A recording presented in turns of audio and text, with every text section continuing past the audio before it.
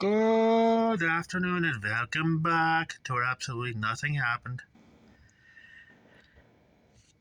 Actually, I just went to the store across the street about a half hour or 40 minutes ago. I just checked the temperature. It says -5. It feels a little colder than that. Seems like -10-ish. Yeah, there's a bit of a wind going on out there, so no wonder my knees are acting up when I'm trying to go up and down the stairs. It's like, yeah, there's a change in the weather going. So, yeah. Uh, now, now, now reiterate earlier from Jennifer Jones. Jennifer Jones is retiring from the four-person game. She said she's going to just mainly focus on the mixed doubles with her husband, Brett Lang. It was mentioned on news on Beat Radio, and what I've seen from Devin Haruk backs it up. I trust Devin Haruk more than anything else, really. Now, she's been to 2 Olympics. 2022, she didn't do that great, which was kind of sad. And Japan knocked her out, and she was surprisingly okay with it. She just embraced the Japanese team. And she won gold in 2014. And she was absolutely dominant in that one. She won gold, went undefeated. Cleaned table. Yeah, she was that good. Kind of reminds me of Sandra Schmirler in 1998. Curling came back to the Olympics. First medal for Canada and for the women was Sandra Schmirler, and it was gold. On the men's side, Mike Harris won silver. So was it silver or was it bronze? I think it was silver. Not to confuse Mike Harris, the curler, with Mike Harris, the former Ontario Premier. Two different people, ladies and gentlemen. Two different people. So yeah, there's an Aaron O'Toole that was the leader of the PCs, and then there was an Aaron O'Toole that was living in Colorado. Or there's a Jason Kenney that was Alberta Premier, and then there's another Jason Kenney elsewhere. It's like, which is kind of funny because there was a late 80s, early 90s, there's a wrestler by the name of Chris Curtis. So I got a good old little bit of a ribbon in junior high school. It was an okay kind of ribbing. It was kind of fun to talk. It was like, hey, like I said, yeah, moonlighting as a wrestler, yeah. I wasn't really, so. Anyways, back to the curling. I was gonna look up and see when the curling trails are going on, but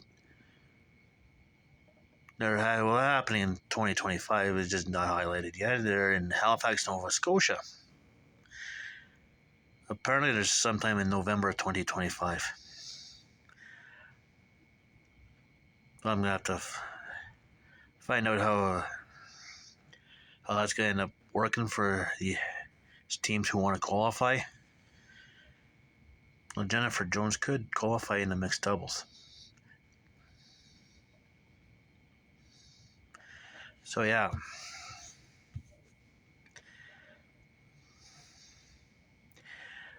So everybody knows what tomorrow is. Yeah, and I'm going to be trying to stay off of social media as much as possible. It's like not my favorite day of the year.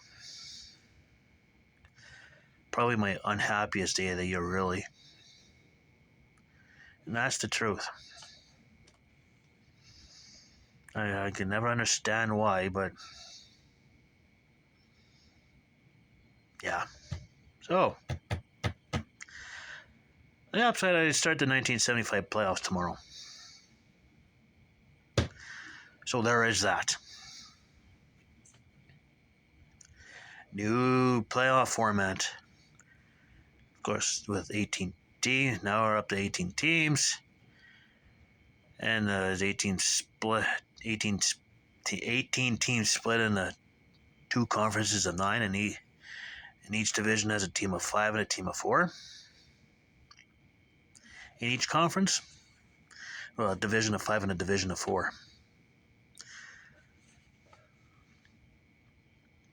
Yeah, so it'll be 78, 79, 80, 81. We're going to get through 7 seasons of the Smythe, the Norris, the Adams, and the Patrick all mishmash of teams, whether it's where you have one division, Montreal and LA, is like, just think of the road trips. Yeah. And the 12 teams making the playoffs, and I think I mentioned this yesterday. Division winners go straight into the quarterfinals, and everybody else seeded 5th through 12th. Or 4th through 12th, because usually the Smythe. Yeah, you're going to notice the Smythe division is going to be near to the bottom because they have the least amount of points for a division winner. Yeah, Smythe was bad. At least until they redo the format and the Oilers end up taking over, and then eventually the Flames got better, and eventually the Jets got real good, and once they got in there, they ended up being the top 3 teams. From 75 to the end of the 80-81 season. So it could be 5th through 12th, basically seeded, and 5th versus 12th, 6th through 11th, 7, 10, 8, 9. And the 4 series winners ends up getting mixed in with the division winners and reseeded. And excuse me. Once we get into 80, we get through 80 and 81. We end up getting to 21 teams after we actually lose a team after the 78 season. Get to the 80 and 81 season, 21 teams, top 16, and make the playoffs is 1 versus 16, 2, 15, 3, 14, 4, 30. Yeah, you get it. And once the NHL really figures it out and realizes, hey, we could fix this. We could fix this problem easy, just geographically located. So Smythe was basically Western Canada and LA and Colorado for 82, and then once Colorado went to New Jersey and Winnipeg take over, is basically Western Canada and LA. And then the North was North Central US. They had Minnesota, St. Louis, Chicago, Detroit. Minnesota, St. Louis, Chicago, Detroit. Ooh, geez.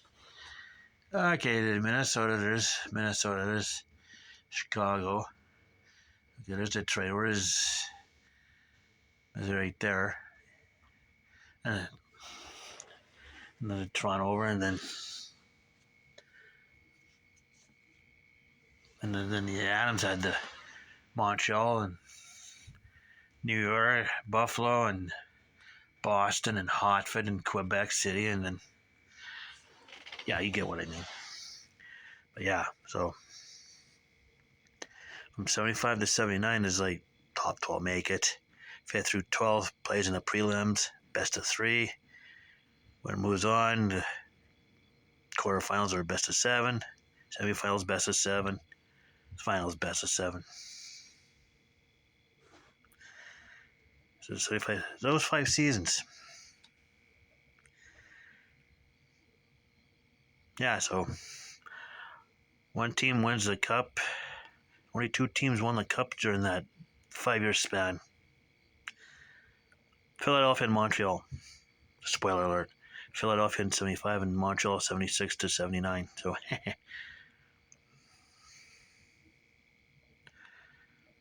oh yeah, so that's it. So anyways, that shall be it for now. And this will end video number 2. So in the meantime, in between time, keep your stick on the ice.